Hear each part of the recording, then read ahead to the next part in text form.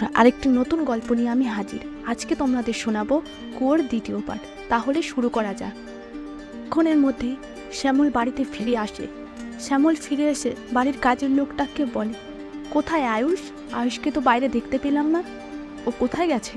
তখন কাজের লোকটা বলে, বাইরেই তো খেলছিল, হয়তো বাইরে আছে, আপনি দেখতে পাননি। তখন শ্যামল বলে, ঠিক আছে, তাহলে আমি ফ্রেশ হয়ে আসছি, তারপর ওকে খুঁজে দেখছি।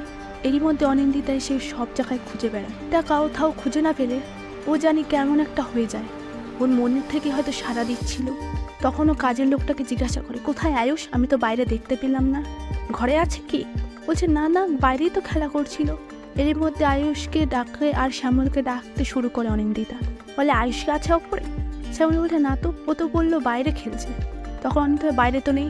এরই মধ্যে ওরা দুজন মিলে খোঁজাখুঁজি শুরু করে দেয়, কোথাও পায় না। ওদের বন্ধুদেরও জিজ্ঞাসা করে, তাও নেই। কাজের লোকটার সাথে চিল্লাচিল্লি শুরু করে দেয় অনিন্দিতা। কাজের থেকে ওরা আমার বাচ্চা, ওকে দেখাশোনা করে রাখবে, তুমি কাজে ব্যস্ত হয়ে গেছো, ও কোথায় তুমি খুঁজে পাচ্ছ না?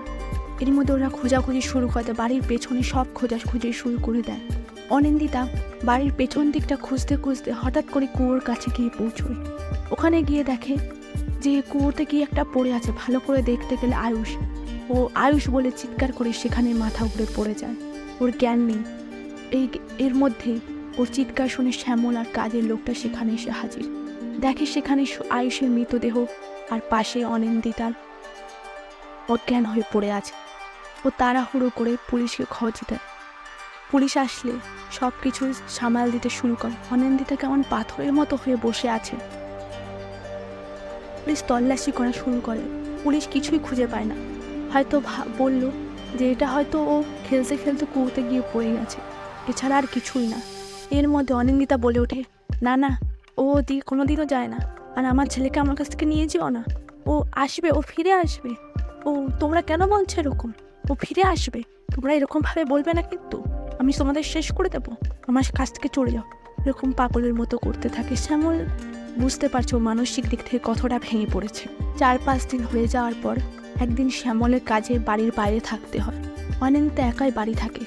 এর মধ্যে 4-5 দিন যে অনিন্দিতার খুব ভালো গেছে তা না।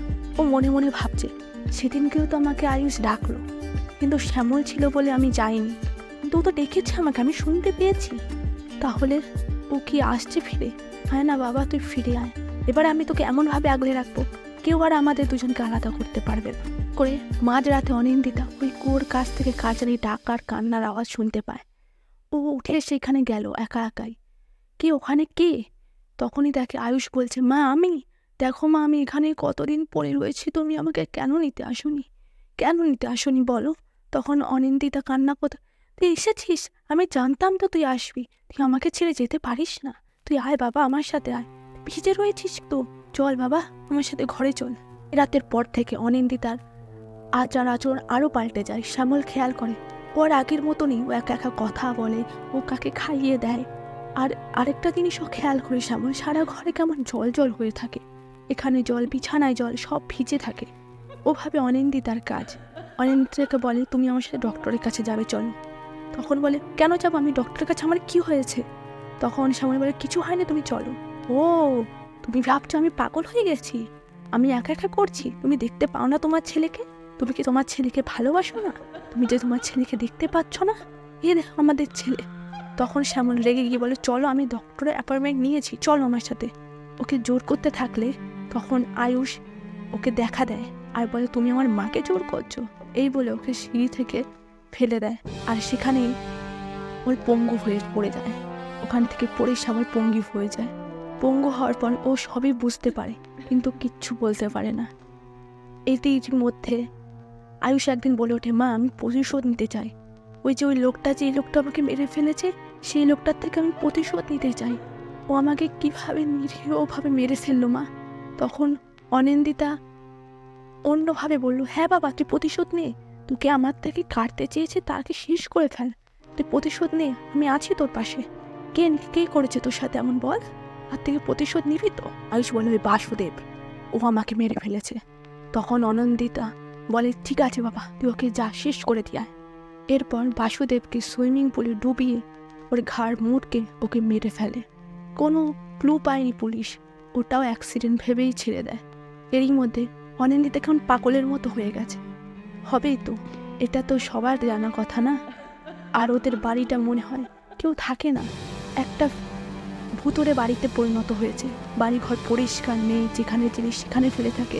অনিন্দিতা সারাদিন শুধু ছেলে আর ছেলে, ছেলের পেছনে ঘুরে ঘুরে বেড়ায়। ওর এটাও দেখে না যে শ্যামল কীভাবে নিরীহভাবে পড়ে রয়েছে, ওর কিচ্ছু করার নেই। আর শ্যামল এভাবে থাকতে থাকতে একদিন মৃত্যুবরণ করলো। আর অনিন্দিতা ওরকম পাগলের মতো এই বাড়িতে ঘুরে বেড়ালো। আর ওই বাড়িটি হয়ে গেল এক ভুতুড়ে বাড়ি, যেখানে মনে হয় 100 বছর ধরে কেউ আসে না। আর ওদের এই সুখের পরিষেবাটা শেষ হয়ে গেল।